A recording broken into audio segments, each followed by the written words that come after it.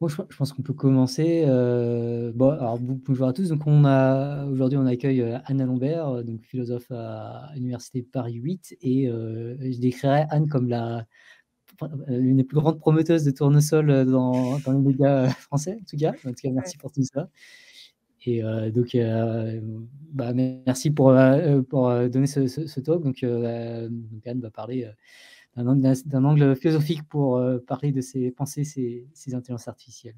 Anne, je te laisse la parole.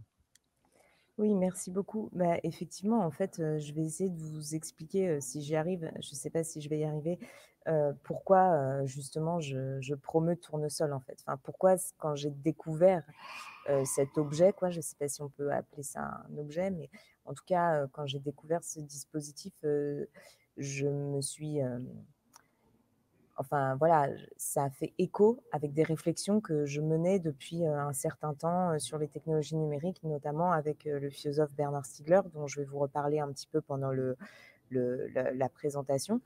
Et juste pour voilà, dire où je veux en venir très rapidement, mais en fait, Bernard Stiegler, c'est un philosophe qui euh, a beaucoup critiqué, on va dire, ce qu'on pourrait appeler le capitalisme numérique ou ce que lui appelle le capitalisme computationnel et les enjeux de la gouvernementalité algorithmique, donc les nouveaux modes de gouvernement qui se mettent en place avec ces technologies numériques qui sont bien souvent mises au service du contrôle, en fait, et du marketing, les deux allant de pair. Donc Bernard Stiegler, bien sûr, a critiqué de manière, on peut dire, assez radicale ce qu'il appelait les sociétés automatiques et l'automatisation généralisée, etc., pour des raisons qui, à mon avis, sont des raisons pertinentes. Mais en même temps, ce qui le singularise, en fait, dans, on va dire, le paysage intellectuel contemporain au sujet de l'intelligence artificielle et du numérique, c'est que tout son objectif, c'était de transformer ces technologies pour en faire des dispositifs en fait qu'il qualifie de herméneutiques et contributifs.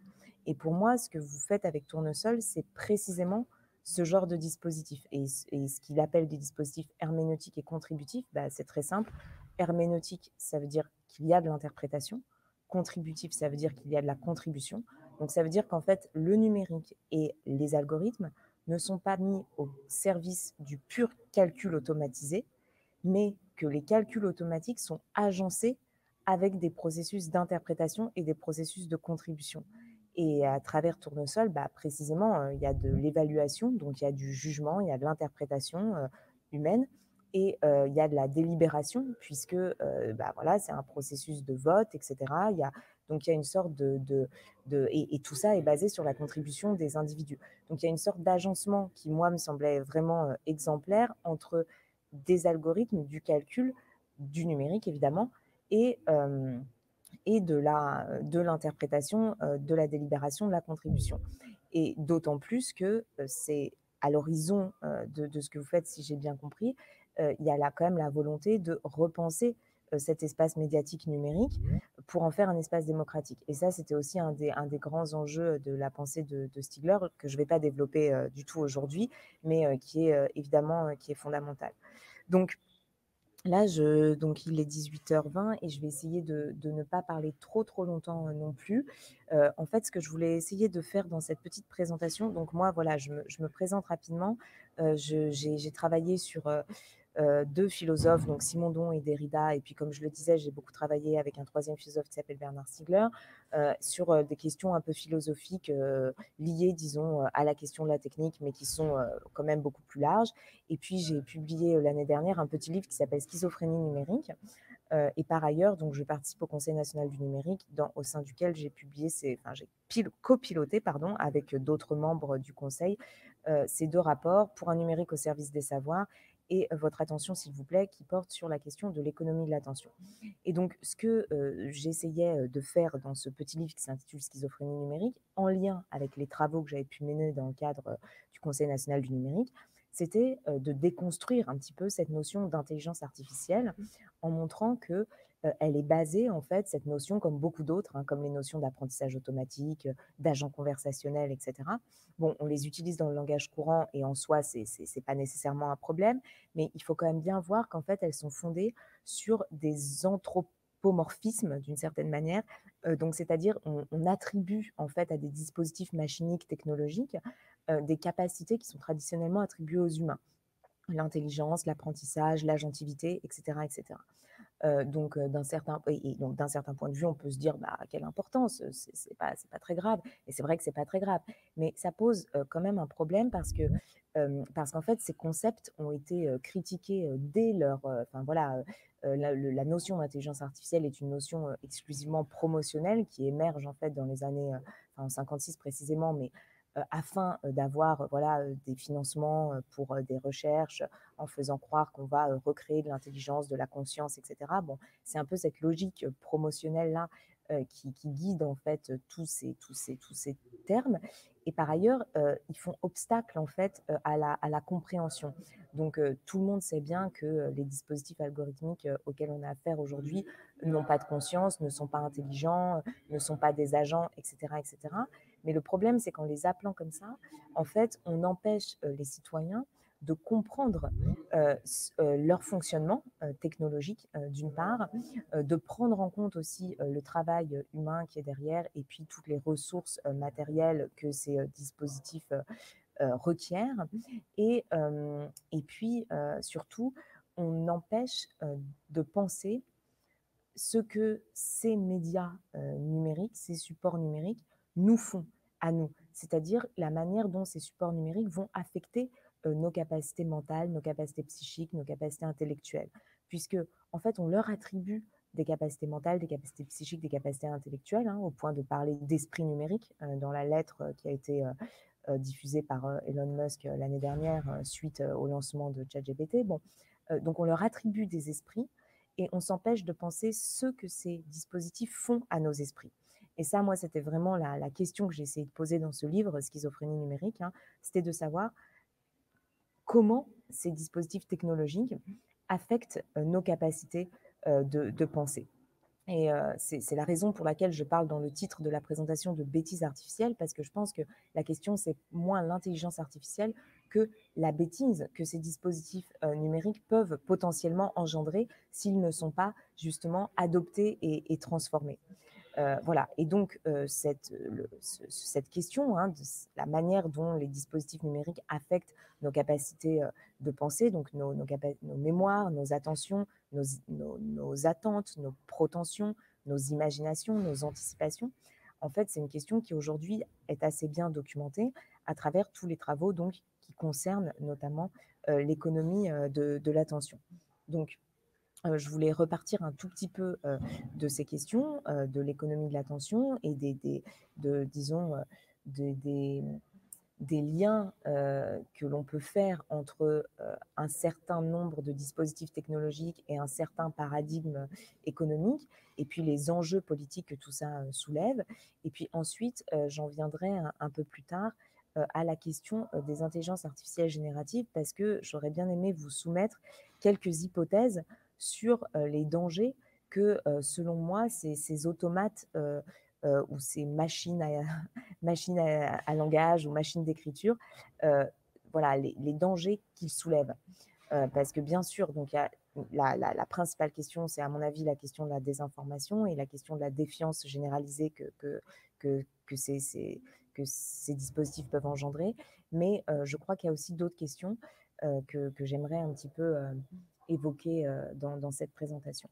Donc je vais aller, je pense, relativement vite sur la première partie qui consistait en fait à revenir un petit peu sur donc ces dispositifs qui sont au service de l'économie de l'attention aujourd'hui et qu'on appelle, enfin que leurs concepteurs appellent eux-mêmes des technologies persuasives, donc qui sont conçues en fait pour la plupart dans des laboratoires, des entreprises ou des universités de la Silicon Valley, enfin en tout cas pour les dispositifs qui sont les plus répandus en Europe, et donc qui sont conçus sur la base d'une sorte de nouvelle discipline qu'on appelle la captologie, qui est en fait une sorte d'agencement hein, entre le design, l'informatique, l'algorithmique d'un côté, et puis de l'autre la psychologie cognitive, la psychologie comportementale, et éventuellement les neurosciences aussi. Hein. Et donc l'idéologie, on pourrait dire, le paradigme en tout cas qui est derrière la conception de ces technologies, c'est donc, comme le titre du livre que vous voyez l'indique, c'est d'utiliser donc l'informatique pour transformer ce que nous, pensons et ce que nous, faisons.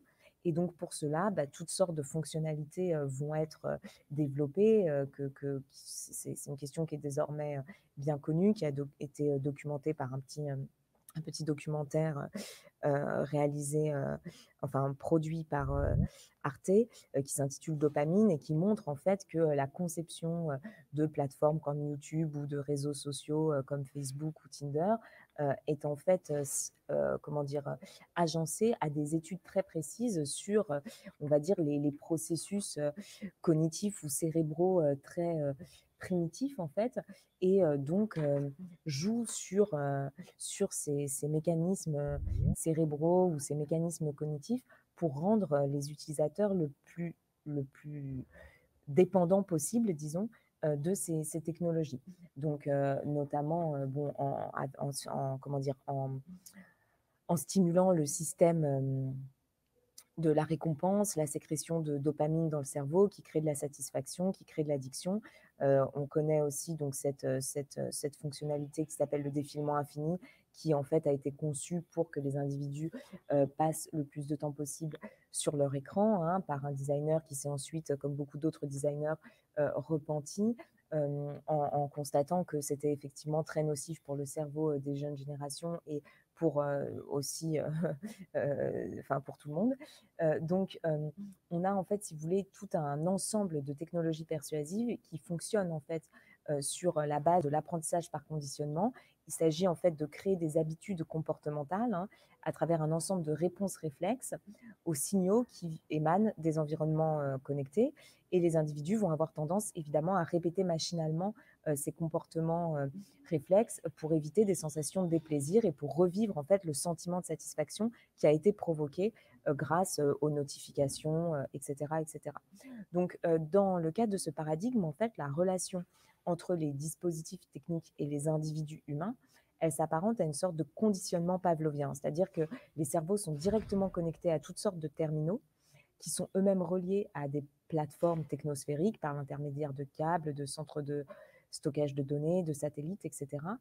Et à travers la collecte des données et le calcul statistique effectué sur ces données et la constitution de modèles comportementaux, eh bien en fait, les dispositifs algorithmiques rétroagissent sur les comportements des individus pour leur appliquer justement toutes sortes d'injonctions à voilà, toutes sortes de stimulations et de sollicitations. Donc, l'idée, en fait, puisque moi, ce qui m'intéresse vraiment, c'est pas forcément telle ou telle technologie, mais c'est à chaque fois les enjeux psychiques et sociaux de tel ou tel dispositif. Donc, en fonction de ces fonctionnalités techniques, en fonction des modèles économiques qui sont derrière, chaque dispositif numérique va avoir des enjeux différents pour, on va dire, les esprits individuels et les esprits collectifs aussi. Et donc là, on connaît tous les problèmes qui sont créés par ces technologies persuasives, hein. Du point de vue collectif, c'est évidemment la diffusion de fausses informations qui sont toujours amplifiées afin de capter le plus d'attention possible et de pouvoir revendre cette attention ensuite à des publicitaires et collecter les données des usagers. Du point de vue individuel, bah, on sait que les algorithmes de recommandation automatique peuvent enfermer tel ou tel profil dans des boucles de rétroaction ou dans des chambres d'écho, hein, et voilà, là, je montre un rapport sur l'algorithme, la nocivité potentielle de l'algorithme de TikTok pour les, les jeunes générations qui ont des profils vulnérables du point de vue de la santé psychique et mentale, par exemple. Bon, et donc, on connaît en fait un petit peu les enjeux de ces technologies persuasives-là. Alors, ce qu'on sait un peu moins, mais je ne vais pas le développer ici dans le détail, mais ce qu'on sait un peu moins, et je mentionne ici ce livre de Pablo Jensen, c'est que d'une certaine manière, les recherches en fait en psychologie cognitive, psychologie comportementale et les recherches en intelligence artificielle sont très liées dès leurs origines et que ces recherches sont aussi très liées avec un certain paradigme, on va dire économique et politique. Donc là, je cite ce livre parce que dans ce livre, Pablo Jensen, donc le livre s'appelle Deep Earnings, le néolibéralisme au cœur des réseaux de neurones. En fait, dans ce livre, Pablo Jensen montre comment le fondateur du premier réseau de neurones encore euh, très rudimentaire, si j'ose dire, le perceptron, hein, qui a été élaboré par Rosenblatt en, en, je crois que c'est en 1957, mais je suis plus du tout sûre de la date. En tout cas, l'inventeur du premier réseau neurone s'était inspiré des travaux de Hayek, qui est donc qui est très connu pour être le théoricien du néolibéralisme, mais qui, par ailleurs, a été aussi, en fait, avait fait de nombreuses recherches dans le champ des sciences cognitives, hein, avait écrit un livre sur ce sujet. Et, et en fait, Pablo Jensen montre comment, si vous voulez, le Hayek reprenait d'une certaine manière ses travaux de psychologie cognitive pour penser en fait le fonctionnement des sociétés. Donc, il étendait en fait sa théorie du cerveau fondée sur les réseaux neuronaux au fonctionnement de la société. De même que les informations qui sont renvoyées par l'environnement vont modifier spontanément les pondérations des signaux électriques transmis entre les neurones et permettre une sorte d'adaptation en fait optimale du réseau de neurones, et bien de même, hein, les fluctuations des prix vont modifier les comportements des individus et permettre à un ordre social optimal d'émerger à partir des seules règles du marché. Donc on a toute une sorte de pensée un petit peu de l'auto-organisation ici, hein, qui traverse, si vous voulez, les champs de l'intelligence artificielle et de la psychologie cognitive d'une part, et puis les champs de la théorie économique et politique d'autre part. Et en fait, c'est cette alliance entre un paradigme technoscientifique et un paradigme économico-politique, on la retrouve chez plusieurs grandes figures, notamment Herbert Simon, qui est connu en fait pour être l'un des inventeurs, l'un des pères fondateurs de l'intelligence artificielle, qui a écrit lui aussi un livre de psychologie cognitive qui s'appelle Models of Thought. Et alors attendez, il y a un petit problème de son, non? Tout va bien? Vous m'entendez toujours? Oui, alors il y a quelqu'un qui s'est connecté, Pierrot, qui fait du bruit. Je peux muter. Ouais, c'est Ah bon. voilà, super, parce que je m'entendais en écho, excusez-moi. Donc voilà, Herbert Simon, qui est connu pour être l'un des pères fondateurs de l'intelligence artificielle, qui a écrit donc ce livre Models of Thought, qui est un recueil d'articles en fait, dans lequel il propose d'expliquer les processus mentaux, donc de la perception à la prise de décision, à partir d'un petit nombre de mécanismes de traitement d'information dont la combinaison va permettre d'effectuer des tâches de plus en plus complexes et qui vont pouvoir être modélisés. Chacun de ces petits mécanismes va pouvoir être modélisé dans des systèmes informatiques. Et c'est à partir de là qu'il va devenir possible du coup de parler d'intelligence artificielle. On peut, si vous voulez, décomposer les activités de l'esprit, les formaliser et les implémenter dans des dispositifs électroniques. Euh, et, euh, donc, j'y reviendrai tout à l'heure, hein. C'est un processus de grammatisation qui conduit en fait à un processus d'automatisation. Mais ce que je voulais dire ici, c'est que Herbert Simon est aussi évidemment un économiste très connu donc pour ses travaux sur l'économie de l'attention, justement, hein. C'est lui qui crée ce terme dans un article de 1971, donc il remarque, si vous voulez, que dans un monde surchargé en information, eh bien, ce qui va compter, la ressource importante, ça va être l'attention des individus, hein. C'est le premier à remarquer ça, à ma connaissance en tout cas, mais peu importe s'il n'est pas le premier, c'est pas vraiment la question ici.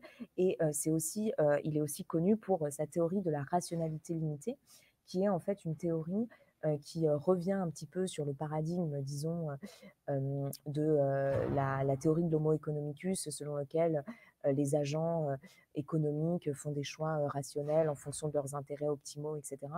Simon revient là-dessus en disant finalement, les individus n'ont jamais assez d'informations, ils se laissent tromper aussi par leurs émotions, etc. etc.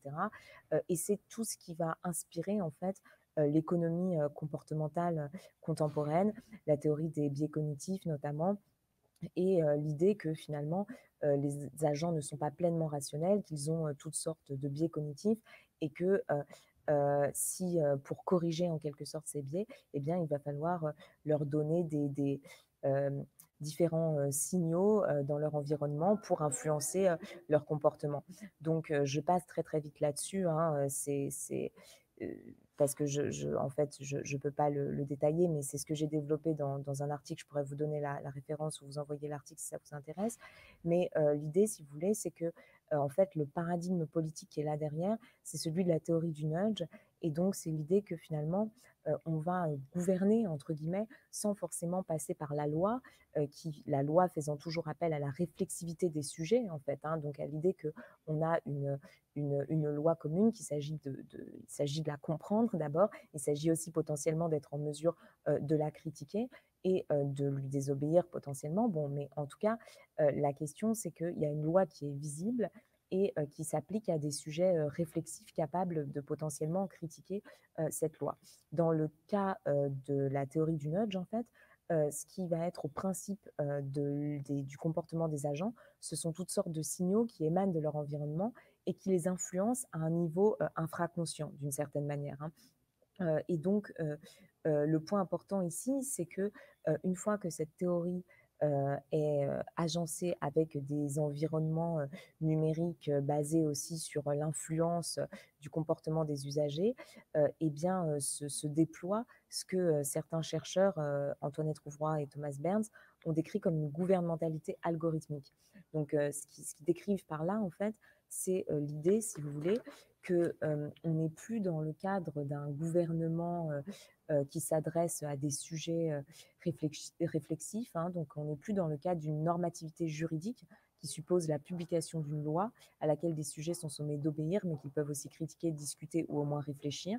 Mais on est dans le cadre d'une normativité statistique avec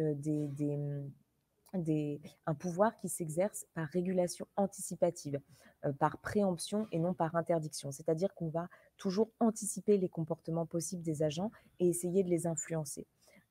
Et non pas d'interdire tel ou tel comportement, mais de le rendre impossible, en fait, tout simplement, hein. Et ça, c'est ce qui se joue avec la prédiction algorithmique, c'est-à-dire avec des algorithmes qui anticipent en permanence les attentes et les désirs des sujets, hein. Et c'est ce que Stigler, en fait, décrit dans un livre qui s'appelle La société automatique, euh, comme un nouveau type de pouvoir, hein. Il parle de neuropouvoir aussi, hein, puisque le pouvoir, du coup, s'exerce directement en agissant sur le cerveau des individus par l'intermédiaire de toutes sortes de fonctionnalités euh, numériques.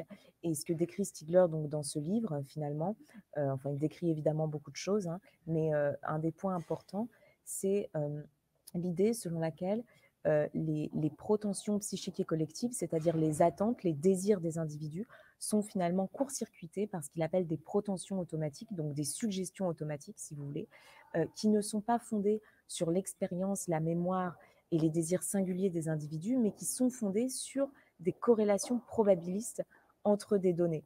Donc, si vous voulez, quand vous agissez ou quand vous attendez ou quand vous désirez ou quand vous pensez, vous le faites toujours à partir de votre histoire singulière, en fait. Chacun d'entre nous, en fonction de son histoire, de son expérience, de sa mémoire, n'a pas les mêmes attentes, n'a pas les mêmes désirs, etc., etc. Et précisément, ce sont ces attentes et ces désirs qui sont court-circuités là par des algorithmes de suggestion et de prédiction automatique qui se fondent, eux, sur le calcul des moyennes, en fait, hein. Donc, des calculs statistiques qui, finalement, euh, uniformisent les comportements, hein, parce que quand on vous suggère, évidemment, euh, un terme grâce à un logiciel d'autocomplétion, par exemple sur un moteur de recherche, eh bien, le terme qu'on vous suggère, ce n'est pas le terme auquel vous pensiez, hein, la machine n'a pas lu dans vos pensées, évidemment, mais c'est le terme le plus employé, le plus recherché. Donc, à chaque fois, ce qui se produit à travers ces prédictions algorithmiques, c'est un renforcement, si vous voulez, des moyennes, tout simplement, des comportements les plus probables, hein. Et c'est une sorte d'élimination, selon Stigler, de l'improbable. C'est une élimination de l'incalculable. C'est une élimination de tout ce qui pourrait y avoir de nouveau, en quelque sorte, euh, dans les désirs et les conduites humaines. Et moi, ce qui m'inquiète particulièrement avec donc, les intelligences artificielles génératives, hein, ce qu'on appelle en tout cas comme ça, alors que Jean Catan, justement le secrétaire général du Conseil national du numérique, propose de les appeler des intelligences artificielles extractives, ce qui est beaucoup plus juste à mon avis, je reviendrai là-dessus ensuite. Mais en tout cas, ce qui me préoccupe beaucoup avec ce type, de dispositif-là, c'est, le fait que, eh bien, elles fonctionnent évidemment, enfin ces outils fonctionnent évidemment, sur, la même base, technologique, enfin ça vous me corrigerez si je me trompe, hein, mais que les logiciels d'autocomplétion. En tout cas, le principe c'est le même, c'est toujours de calculer, de faire des statistiques et de calculer des probabilités et puis de générer ensuite, des suites de mots probables en fonction de la requête qui a été, passée par tel ou tel individu. Et donc évidemment, eh bien, dans ce cadre-là, hein, on peut s'inquiéter du fait que, toutes les expressions, improbables, originales, singulières, ne soient pas repérées par les calculs statistiques, hein. Donc non seulement évidemment les préjugés et les biais, se retrouvent, amplifiés, hein, ça c'est ce qui a été remarqué très vite, mais, la diversité, on va dire expressive et dans le cas d'un dispositif comme ChatGPT, la diversité linguistique semble menacée aussi, hein, puisque, notamment, puisque enfin, l'entraînement de ces gros modèles de langage, bien souvent nécessite une concentration des capitaux et des quantités massives de données. Donc, les entreprises, qui ont disons qui ont les moyens de les entraîner, ne prennent pas, et qui n'ont pas forcément d'égard pour renouveler, disons, les ressources linguistiques, ne prennent pas le temps, de financer le nettoyage de ces des données. Donc les langues anglo-saxonnes sont, surreprésentées et puis, toutes les expressions potentiellement, singulières, originales et improbables, qui ne sont pas prises en compte par les statistiques, bah, risquent de se voir, éliminées. Hem et ça, c'est très problématique parce qu'on sait que dans tous les champs, de l'existence humaine, hein, qu'il s'agisse, je ne sais pas, du champ artistique, du champ linguistique, du champ théorique, du champ scientifique et cetera, et bien la nouveauté, c'est toujours, ce qui est improbable, c'est toujours ce qui n'est pas majoritaire. Il y a du nouveau, il y a de l'évolution, possible que si que à partir en fait, des expressions, minoritaires qui ne vont pas forcément dans le sens, du sens commun ou, des pensées, dominantes. Donc il y a une menace à mon avis ici, heu pour la diversité linguistique et culturelle, en fait, hein. D'autant que, comme l'a bien, expliqué, Naomi Klein dans cet article, heu ces dispositifs-là, ces intelligences artificielles génératives qui sont donc plutôt des intelligences artificielles ou plutôt des automates computationnels extractifs, heu, en fait, sont fondés sur évidemment l'exploitation, des ressources culturelles qui ont été, créées, produites, par, des individus et des groupes, humains qui, ne sont pas rémunérés. Alors que, pourtant, sans Wikipédia, par exemple, un dispositif comme ChatGPT ne pourrait sans doute pas, fonctionner. En tout cas, il ne pourrait pas fonctionner sans toutes les ressources communes, disons, qui ont été partagées, sur le web, sur internet plutôt.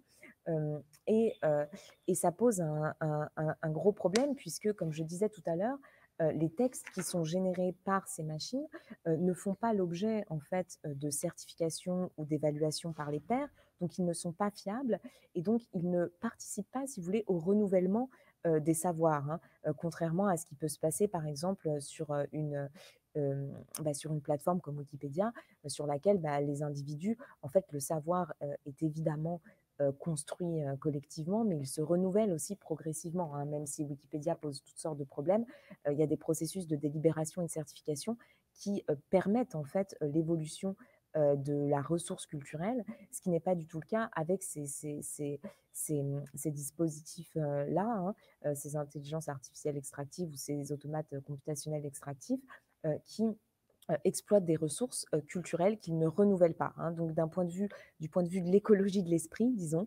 eh bien, c'est très problématique. C'est un dispositif qui est, anti, écologique, un dispositif qui ne qui va vers son propre épuisement, en fait. Voilà. Bon et puis, par ailleurs, ce qui me semble aussi, assez, fondamental, dans de ce point de vue-là, hein, du point de vue de ce que font ces machines à langage ou ces machines d'écriture à notre culture collective, hein, et bien, c'est qu'elles constituent, comme je l'ai dit, une nouvelle phase, en fait, dans un processus d'automatisation. Donc ça, c'est quelque chose que Bernard Stiegler a très bien décrit, hein. Hem Le processus d'automatisation, en fait, il suppose toujours la formalisation de certains savoirs. Alors ça peut être des savoir-faire, ça peut être des savoir-vivre, ça peut être des savoir-penser, qui vont être formalisés et implémentés sous forme d'automatismes, qui peuvent être des automatismes mécaniques ou qui peuvent être des automatismes, algorithmiques, hein.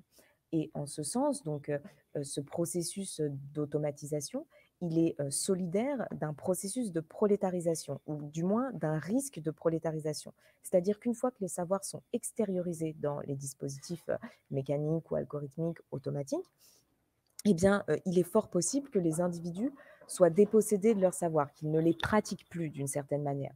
C'est ce que décrivait Marx, notamment quand il parlait du machinisme industriel et de la mise en extériorité des savoir-faire des artisans dans les machines-outils, hein. Marx disait, bah, contrairement à l'artisan qui va s'investir dans son activité à partir de ses savoirs singuliers, de ses savoirs vivants, euh, eh bien, l'ouvrier va devenir un simple accessoire de la machine dont on exige que l'opération la plus simple, la plus monotone, la plus vite apprise. Autrement dit, ces savoirs vont être extériorisés, il va se voir dépossédé de ces savoirs et ils vont être automatisés. Et l'ouvrier, du coup, ne sera plus qu'un élément en fait de la machine. Et il me semble que ce qui se joue à certains égards avec un dispositif comme ChatGPT, c'est quelque chose d'analogue, sauf que cette fois, ce ne sont plus nos savoir-faire qui sont extériorisés dans les machines-outils, ce sont nos savoirs nous exprimer, si vous voulez, nos savoirs parler, nos savoirs écrire, et donc nos savoirs penser, hein, qui sont extériorisés dans des machines algorithmiques. Euh, et c'est pareil, on devient du coup hein, de simples accessoires de la machine hein, qui doivent simplement corriger les erreurs de cette machine, hein. Ce que disait Marx, c'était que finalement, le travail de l'ouvrier était réduit à une besogne consistant à surveiller la machine et à en corriger les erreurs de sa main. Et il me semble que à certains égards, hein, même si il y a sans doute des usages très intéressants de ces technologies qui peuvent être faits, hein, je ne voudrais pas avoir un propos trop englobant, mais il me semble qu'à certains égards ici, le savoir écrire et donc le savoir parler et le savoir penser a été extériorisé dans une machine numérique sous forme d'automatismes algorithmiques qui sont en fait des calculs statistiques sur des quantités massives de données, de même que les savoir-faire avaient été extériorisés dans les machines-outils. Mais cette fois, il ne s'agit plus, si vous voulez, de la prolétarisation des artisans par extériorisation de leur savoir-faire, mais il s'agit de la prolétarisation des citoyens par extériorisation de leur savoir-penser et de leur savoir s'exprimer. Et il me semble qu'il y a là un gros enjeu aussi en termes de démocratie, tout simplement, hein. Sachant que, et je vais finir là-dessus parce qu'il faut que je m'arrête, mais sachant que cette question de l'extériorisation des capacités dans les dispositifs techniques, en fait, ce n'est pas une question nouvelle du tout, hein. Bernard Stiegler la reprend à de multiples reprises, mais il la reprend depuis les réflexions de Platon, qui s'interrogeait sur la technique de l'écriture. Et ce que disait Platon, c'est que la technique de l'écriture, elle permet de stocker toutes sortes de connaissances, toutes sortes de savoirs, et donc elle constitue un remède pour la mémoire dans une certaine mesure, hein. Platon revient en fait sur le mythe égyptien de l'origine de l'écriture, mais il insiste aussi sur le fait qu'une fois que nos mémoires seront extériorisées grâce à l'écriture, une fois que nous aurons des supports techniques qui peuvent nous servir de mémoire artificielle, eh bien, nous ne ferons plus l'effort de nous souvenir par nous-mêmes, nous ne ferons plus l'effort d'exercer nos mémoires. Et nous risquons donc de perdre la mémoire d'une certaine manière, hein. Nous risquons, l'écriture risque de provoquer l'oubli. Donc, ce qui est très intéressant dans ces réflexions, si vous voulez, c'est l'ambivalence de la technique. Et c'est là-dessus que Stigler va beaucoup insister, en disant toute technique, en tant qu'elle est un support de mémoire, un support de savoir, un support de la culture collective, toute technique est pharmacologique, c'est-à-dire est à la fois un poison et un remède. Et tout va dépendre de la manière dont la technologie, en l'occurrence la technologie numérique aujourd'hui, euh, fonctionne et des modèles économiques et des projets politiques qui sont derrière. Et on constate par exemple qu'avec le numérique, on a pu avoir un accès démultiplié au savoir avec un dispositif comme Wikipédia, mais on a pu avoir aussi des gros problèmes de désinformation généralisée en raison de l'économie de l'attention et des intérêts des grandes plateformes privée. Donc, voilà, la pensée, si vous voulez, de la technique de Bernard Stiegler nous permet de saisir en fait cette ambivalence et d'envisager du coup des manières de transformer ces technologies numériques pour réintégrer en elles justement des processus qui sont des processus psychiques et collectifs. Et Stigler appelle ça des technologies de l'esprit, hein, c'est-à-dire des technologies au sein desquelles les esprits, qui sont toujours individuels et collectifs, peuvent, on va dire, s'exercer et ensemble d'une certaine manière, hein. C'est dit un peu vite, mais voilà. Donc je vous cite une citation, hein. Il s'agit, pour lui, de mettre le calcul des algorithmes au service des fonctions psychiques et collectives qui échappent à tout calcul, mais qui produisent un enrichissement constant de la vie sociale, économique, politique, juridique, artistique et scientifique des groupes. Cela suppose de concevoir et de réaliser des instruments pour des communautés d'annotateurs, des communautés polémiques qui réintroduisent des critères d'interprétation non automatiques dans le fonctionnement des moteurs de recherche, etc. etc.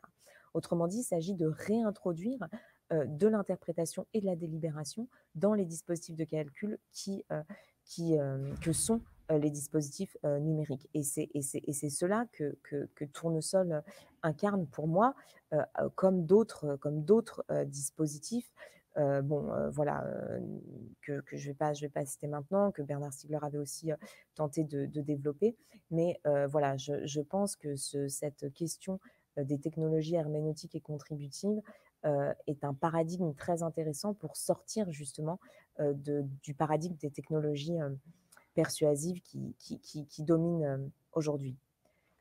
Voilà, j'espère que c'était à peu près clair, parce que je vais m'arrêter maintenant. Bah, merci beaucoup, Anne. Je pense que c'était très intéressant. Je ne sais pas s'il y a des questions, des remarques. Première remarque que je ferai, c'est j'aurais dû te demander de m'envoyer ces citations de Stigler avant la publication de notre bouquin. Ah bah, c'est possible, c'est encore possible si tu n'as pas encore corrigé les dernières épreuves. Ouais, je pense que je pourrais les rajouter, parce que en effet, ça décrit pas mal notre approche. Est-ce qu'il y a d'autres questions? Moi, éventuellement, j'aurais une petite question. Est-ce qu'on m'entend bien? Oui. Désolé, je suis dehors. Je suis en train de rentrer chez moi. J'avais une petite question bon, alors moi, je suis un grand lecteur de science-fiction, donc je vais ramener à ça. Mais je pense que la science-fiction interagit pas mal avec la philo. Sur cette histoire de réduire les aspirations des gens à des moyennes pour justement leur faire des suggestions qui sont les plus pertinentes par rapport à un échantillon statistique et certains calculs. Ça sonne très psychohistoire finalement, tout ça. Donc de Isaac Asimov. Je me demandais si ça rentrait aussi dans vos réflexions en général, la prise en compte d'œuvres de fiction plus ou moins dystopiques pour étudier ce genre de sujet, notamment donc chez Asimov. Je ne veux pas non plus spoiler entre guillemets, mais on arrive à des niveaux de contrôle des gens et des populations à l'échelle à l'échelle cosmique parce que c'est de la SF, mais qui sont effectivement assez effrayants. Bon, alors évidemment, c'est de la SF, c'est fait pour, mais est-ce que ça nourrit entre guillemets vos réflexions aussi sur Bah, ces problèmes-là? En fait, pas tellement, mais ça devrait et ça pourrait, c'est sûr. Mais c'est vrai que moi, en fait, malheureusement, j'ai très peu le temps de lire de la littérature, etc., et de la science-fiction, donc je le fais pas beaucoup, mais je suis absolument certaine que c'est peut-être parce que ça me fait un peu peur aussi, tout simplement, mais parce que je suis sûre que oui, il y a énormément d'intuitions qui sont très proches en fait de la réalité, au sens où c'est des exagérations qui nous permettent de penser. En fait, je ne sais pas si vous connaissez Gunther Anders, qui est un philosophe critique de la technologie, bon, qui propose pas grand-chose, donc qui n'est pas forcément très intéressant toujours, mais qui a cette idée qui consiste à dire que si on n'exagère pas les tendances qui sont à l'œuvre, voilà, les tendances dangereuses en fait qui sont à l'œuvre, on n'arrive pas à penser, quoi. Et du coup, je crois que effectivement la science-fiction ou ce type de dystopie c'est des sortes d'exagérations qui nous permettent de penser les risques, les tendances, etc., qui nous menacent. Et par ailleurs, sur cette question du contrôle, j'ai pas fait référence là directement, mais il y a un petit texte aussi de Gilles Deleuze qui s'appelle Post-scriptum sur les sociétés de contrôle, qui décrit un peu par anticipation, c'est très frappant, les nouveaux modes de gouvernementalité qui vont apparaître à l'ère des réseaux. Et, et Bernard Stiegler parlait, avant l'arrivée de Facebook, parlait de fourmilière numérique, etc. Donc anticipait aussi les enjeux, disons, de ces technologies. Donc il y a aussi des philosophes qui ont des espèces de visions un peu anticipatrices comme ça. Mais voilà.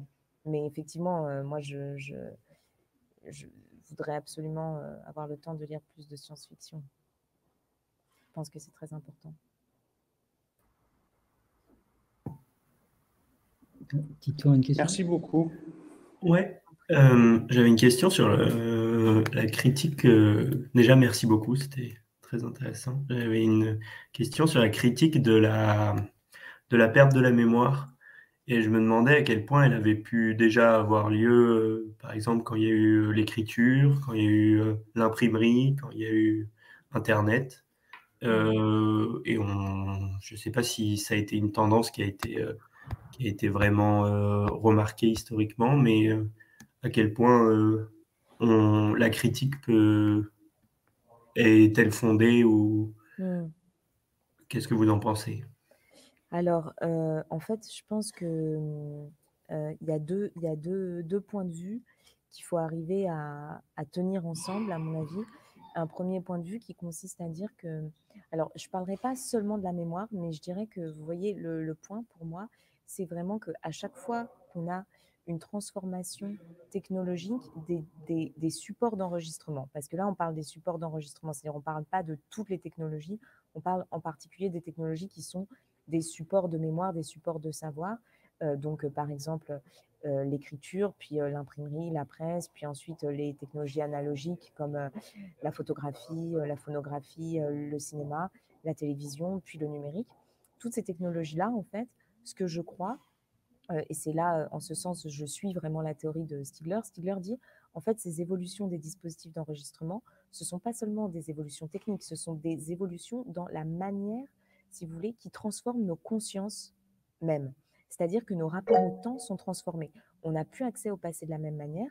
À l'époque de l'écriture ou à l'époque de la photographie, par exemple, à l'époque de l'écriture, vous ne pouvez pas voir une scène ou voir le visage d'une personne. C'est impossible, ça devient possible qu'au moment où la photographie apparaît. Donc le rapport au passé est complètement transformé, la perception du présent est complètement transformée. Quand vous avez la presse imprimée ou la télévision en direct, en temps réel, bah, vous ne voyez pas du tout le présent de la même manière, vous n'avez pas accès aux mêmes informations, etc., à la même actualité. Et même chose, les possibilités d'imagination sont complètement transformées aussi. Donc en fait, ce que je veux dire par là, c'est que ces transformations des supports d'enregistrement transforment nos fonctions psychiques en quelque sorte. Vous voyez, à la fois la mémoire, la perception, l'imagination. Et du coup, je dirais qu'à chaque fois, les enjeux sont très différents et qu'il faut les étudier pour chaque technologie spécifiquement. Et effectivement, la perte de la mémoire en raison de l'extériorisation dans des supports techniques, elle n'est pas nouvelle puisque elle a été voilà, documentée déjà, enfin le problème a été posé par Platon déjà au 5e siècle avant Jésus-Christ. Mais en même temps, à chaque dispositif technique nouveau, il y a de nouvelles questions qui se posent.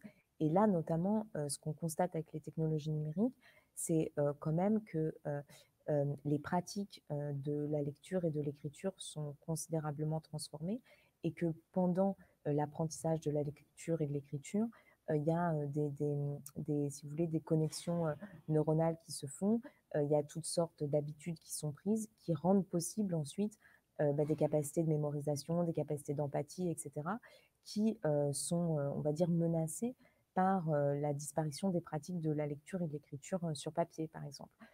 Enfin, ça, c'est documenté par certains travaux, notamment les travaux d'une chercheuse en neurosciences et en littérature qui s'appelle Marianne Wolf, qui a beaucoup écrit là-dessus, et puis une autre chercheuse qui s'appelle Catherine Hayes, qui, elle, a insisté sur le fait que le passage des médias imprimés aux médias numériques provoquait un changement de régime attentionnel. Donc, elle explique que les médias imprimés favorisent ce qu'elle appelle l'attention profonde, c'est-à-dire la capacité à se concentrer longtemps sur un même objet sans être distrait. Là où les médias numériques vont faciliter ce qu'elle appelle l'hyperattention, c'est-à-dire le fait de faire plusieurs choses en même temps, d'être sollicité en permanence et d'avoir plusieurs activités sur des temps beaucoup plus courts. Ce qui n'est pas forcément un problème en soi, c'est-à-dire que c'est pas forcément, vous voyez, c'est pas forcément une décadence. Au contraire, ça peut être absolument génial en fait de pouvoir faire plusieurs choses en même temps, de pouvoir faire des associations d'idées, etc. Le problème, c'est quand ça devient un trouble psychopathologique avec tout ce qu'on a constaté sur les troubles de l'attention, l'hyperactivité, le fait d'avoir besoin d'être soi-même, d'avoir besoin d'être sollicité constamment au point de se déconcentrer soi-même volontairement. Vous voyez, voilà, ça a été beaucoup documenté aussi par un neuroscientifique en France qui s'appelle Michel Desmurger, qui lui parle de décérébration, etc. Donc qui est très négatif sur ce plan-là. Moi, je n'ai pas forcément les outils scientifiques pour trancher dans ce débat, mais ce que je sais, c'est qu'à partir du moment où, si vous voulez, les industries culturelles, télévisuelles se sont développées et suite à ça, l'économie de l'attention numérique, on est dans des régimes où l'attention, c'est-à-dire la capacité de concentration des individus, devient une matière première pour des entreprises privées. Et on sait qu'une matière première qui est exploitée sans prendre en charge, sans que son renouvellement soit pris en charge, elle finit simplement par être détruite, en fait, tout simplement. Et donc là, je crois qu'il y a des modèles économiques qui peuvent être dits toxiques pour ces raisons-là, quoi. Voilà. Bon, pardon, c'est une réponse un peu embrouillée, mais... Non, très intéressant, merci. J'avais jamais entendu la notion de matière première de l'attention et ça me parle beaucoup.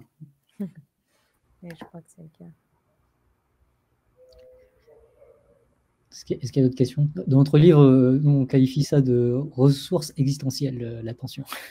Voilà, et c'est ça, exactement. En fait, quand Bernard Stiegler parle d'écologie de l'esprit, c'est vraiment pour faire signe vers ces questions, quoi. L'idée que de même qu'on doit prendre soin de nos ressources naturelles, on doit prendre soin de nos ressources existentielles, en fait. Et on ne peut pas les laisser, une poignée d'entreprises privées les exploiter et les détruire. Parce que l'attention, c'est comme la mémoire pour le coup. C'est-à-dire que si vous ne l'exercez pas, si vous ne la pratiquez pas, en fait, elle se détériore, quoi. Hein, voilà. Est-ce qu'il y a d'autres questions? Sinon, moi, j'avais une remarque, on va dire, sur la notion de, sur le fait, sur la notion de nouveauté, de moyenne dont tu parles. Donc là, je prends un peu mon angle de cybersécurité, quoi, mais le fait de, en fait, l'un des dangers aussi avec l'innovation, c'est que ça peut permettre plus facilement, en fait, aux gens de promouvoir des idées dangereuses, en fait, mais qui paraissent nouvelles. Et du coup, il y a toujours une tension en informatique. On parle entre safety et liveness, entre le fait de liveness, c'est plus l'innovation, du coup, et la sécurité. On a envie un côté un peu plus conservateur. Il y a le cas de Taïwan qui est assez intéressant où, c'est pas vraiment spécifique à Taïwan d'ailleurs, mais c'est l'idée de valoriser plus les contenus consensuels dans la société et qui du coup freinerait il y a des détections d'idées qui ne sont pas encore consensuelles. Quoi. Donc, je ne sais pas si tu as des questions par rapport à ça. Oui, Attends, est-ce que tu peux juste développer un tout petit peu le cas de Taïwan? Tu veux dire, dans quel cadre est-ce qu'il avait été question de valoriser ce qui était plus consensuel? Oui, alors, en fait, j'ai dit Taïwan parce qu'ils l'ont appliqué, mais en fait, c'est une plateforme qui s'appelle Pol.is qui a été utilisée aussi en France récemment. Donc, je parlais du cas de la France, mais il y avait un cas similaire à Taïwan. Mais en France, là, ils avaient organisé un débat en ligne avec différentes parties prenantes autour de la régulation de la police, les interventions sur la police. Donc, c'était en pleine violence policière, ou si on prend l'autre côté, émeute des banlieues. Et donc, c'est un débat clairement très tendu à l'époque. Il y a beaucoup de désaccords. Et ce qui a été fait, c'est avec la plateforme, essayer de mettre en avant les contenus consensuels qui sont sur lesquels tous les participants sont Tous les d'accord. participants sont d'accord. Oui, ouais, c'est très intéressant. Oui, ouais, tu as raison. Oui, ouais, c'est très intéressant. En fait, je ne sais pas quoi en penser. Il y a vraiment des questions là parce que en fait, ce que je crois, c'est que comment dire, l'opposition entre consensus et marginalité, en fait, c'est comme si elle suffisait pas d'une certaine manière à penser ce débat. Parce que, tu vois, d'une certaine manière, si tu ne valorises que les contenus marginaux, bah, évidemment, tu vas avoir, c'est un peu le principe du sensationnalisme, quoi. Du fait divers, voilà, on va faire le plus excentrique possible, le plus violent possible, le plus sensationnel possible pour être valorisé. Mais tu vois, j'ai l'impression qu'en même temps, quand ces contenus-là sont valorisés, c'est pas pour leur originalité en fait. C'est aussi parce que, comment dire, c'est un peu comment dire, ils jouent sur les passions un peu premières, quoi, voilà. Et puis parfois aussi, c'est comment dire, parfois c'est euh, pardon, euh, parfois c'est aussi des faux comptes qui mettent, enfin, je veux dire, qui ont permis à ces contenus d'avoir une grosse visibilité, pardon, et que cette visibilité soit très amplifiée ensuite. Donc, d'une certaine manière, en fait, c'est plus quelque chose de mimétique que quelque chose de marginal. Donc, tu vois, il y a quand même un, voilà. Et après, avec le consensus, c'est pareil. On peut se dire d'une certaine manière que c'est vrai que les contenus consensuels, ou du moins, disons que les contenus sur lesquels toutes les parties s'accordent, ça, c'est très intéressant, je trouve. Ça, c'est vraiment très intéressant. Et après, parce que, à mon avis, c'est autre chose, ces contenus-là, que les contenus moyens ou les opinions majoritaires. Tu vois, je pense que c'est différent, en fait. Et donc, euh, donc, la question, c'est euh, ouais, c'est comment gérer, entre guillemets, cette dialectique entre le consensus et la subversion pour, mais comment le gérer de manière positive, quoi. Je ne sais pas comment le dire. En fait, j'ai pas bien pensé ces questions encore. Mais je pense que c'est très intéressant, ouais. Ouais, ouais. Parce qu'en même temps, voilà, le risque, c'est qu'il faudrait pas. On lit parfois des analyses qui semblent regretter un petit peu le temps de la télévision qui produisait du consensus. Mais moi, je ne crois pas du tout que la télévision produisait du consensus. À mon avis, la télévision était le lieu, enfin, c'est ce que décrit Bernard Stiegler là encore, mais d'une sorte de synchronisation des consciences où finalement les programmes étaient décidés par certains individus et appliqués aux autres sans qu'il y ait justement de contribution ou de délibération collective, alors que le numérique rend ça possible. Voilà, donc du consensus, oui, mais qui soit un consensus qui vient du bas d'une certaine manière, quoi. Je sais pas. Ça y est, bon, ça y est, une différence entre identifier des consensus dans la société et fabriquer un consensus. Voilà, c'est ça, exactement. Voilà, tout à fait, exactement. Oui, oui. Donc oui, oui, oui, tout à fait. Ça, c'est très intéressant. Non, non, c'est clair. Puis même parce que ça peut faire une base pour un débat, en fait. D'ailleurs, ça me fait penser, il y a un bouquin récent, genre, je n'ai pas encore lu, mais de Samuel Houlet qui s'intéresse beaucoup à la désinformation en ligne. Et justement, son titre, c'est Manufacturing Consensus, donc la fabrique du consensus. D'accord, d'accord. Ouais, ouais, faut que je regarde ça. Mais tu as lu Le business de la haine? Non. C'est, enfin, comment dire, c'est un livre sur, oui, oui, ce dont tu parlais, c'est la fabrication du consentement, c'est ça? Je suis en train de regarder en même temps que... Alors, je Oh crois que non, la fabrication du consentement, c'est le livre de Chomsky, pardon. Je me disais, ouais, ce on titre. en parle. Donc, c'est Oui, aussi... ouais, c'est un autre exemple aussi, ouais, celui de Chomsky.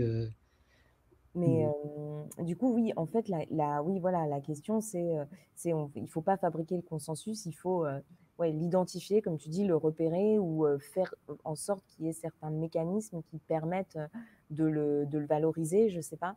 Mais, euh, mais, mais oui, il y a quand même toujours ce risque. Ah. Et donc, le business de la haine, c'est simplement, j'y pensais parce que c'est un livre écrit par Verdier et Nissika qui identifie très bien la manière dont les réseaux sociaux, disons, vont valoriser des contenus sensationnels, non pertinents, qui attisent voilà, les passions un peu primaires, etc. Mais en même temps, dans leur livre, ils semblent un peu regretter justement le bon vieux temps de la télévision, quoi. Et ne pas voir que précisément, c'est parce que l'économie de l'attention qui était déjà à l'œuvre avec la télévision s'est propagée en quelque sorte avec le numérique et qu'on n'a pas réussi à faire des technologies numériques autre chose qu'on est dans cette situation, quoi. Donc voilà, bref. Ouais. Est-ce qu'il y a d'autres questions? Alors, il y a Romain qui demande, je vois une petite limite à la définition d'attention en tant que bien commun. Non, c'est en réaction à Jean-Loup, mais que tu veux commenter. Comme l'air, si quelqu'un respire, ça ne prive pas les autres. Ça m'apparaît comme un bien individuel. Ben ça, c'est une bonne question. Mais justement, dans le livre que j'ai coécrit là, avec Gaël Giraud, qui est un économiste, on revient un petit peu sur cette question. Pour l'attention, je ne sais pas, mais ce que je crois, ce qui me semble important, oui, bien sûr, l'attention, en fait, ce n'est pas une ressource matérielle au sens strict, mais donc il y a des limites, c'est pas un capital dont on dispose, quoi. C'est quelque chose qu'il faut en permanence entretenir et renouveler, quoi. Mais ce qui me semble intéressant, c'est aussi sur ce point, c'est la question des savoirs, parce que les savoirs, justement, c'est quelque chose qui qui échappe un peu à cette catégorie de bien privé, bien commun, bien public, parce qu'un savoir, en fait, pour l'augmenter, pour en avoir plus, il faut le partager, quoi. Et plus vous partagez votre savoir, c'est pas comme quand vous partagez votre morceau de pain, quoi. Vous en avez moins une fois que vous l'avez partagé. Quand vous partagez votre savoir, normalement, vous en avez plus. Et parce que justement, vous avez augmenté votre savoir de la richesse de toutes les contributions de ceux avec qui vous l'avez partagé d'une certaine manière. Et ça, c'est vraiment un peu l'idée sous-jacente à cette notion de contribution qui était aussi sous-jacente à l'émergence du web, quoi. L'idée que en fait le partage crée de la richesse, quoi. Et là on est retombé, si j'ose dire, et d'autant plus avec ces gros modèles de langage là, dans l'inverse, quoi. C'est-à-dire dans le fait que toute cette richesse partagée, elle est devenue aujourd'hui un bien privatisé, exploité par quelques entreprises privées, quoi. Donc c'est vraiment l'inversion du projet émancipateur du web, quoi. C'est ça qui est... Ouais, donc Jean-Loup a répondu en disant que l'attention est... en fait, comme ça impacte, l'attention des uns impacte la sécurité des autres, il y a un côté un peu... c'est une ressource commune parce qu'on a besoin de l'attention de tout le monde pour avancer sur certains points. Je réinterprète pas mal ce qu'il dit. Bon, c'est mon co-auteur, donc on a beaucoup parlé sur ces sujets. C'est ça, c'est bon, c'est juste. Non, mais en tout cas, nous, dans le rapport sur l'économie de l'attention, on insistait bien sur l'idée que l'attention, c'est pas seulement une capacité psychique, mais c'est aussi une capacité sociale. Et on disait, vous savez, être attentif, c'est la concentration. Être attentionné, c'est le soin envers autrui. Donc, il y a les deux dimensions, en fait. À partir du nom d'attention, on a deux termes, attentionné, attentif, ça ne veut pas dire la même chose. Et l'un renvoie à la capacité mentale de concentration, l'autre renvoie à la capacité sociale de prendre soin des autres. Et donc, quand on détruit l'attention, ce n'est pas seulement un problème individuel ou cognitif, c'est un problème social. L'attention, c'est aussi ce qui nous permet de vivre ensemble, quoi. Donc, je pense que c'est exactement ce que voulait dire Jean-Loup, et puis sur pas mal de sujets comme par exemple les inégalités ou sur le changement climatique, la notion d'attention n'est pas juste individuelle. On a besoin d'attention des uns des autres pour avancer sur ces sujets. Complètement. Oui, c'est ce que tu dis quand tu dis qu'il y a des informations qui sont invisibilisées et que c'est surtout ça le problème en réalité, c'est que les sujets qui ont besoin d'attention ne peuvent pas en avoir, quoi. Bon, il faut que je parte, moi, parce que je suis dans une bibliothèque qui va bientôt fermer. On va me mettre dehors. Mais merci beaucoup pour vos attentions, en tout cas. Merci beaucoup à toi pour ton intervention.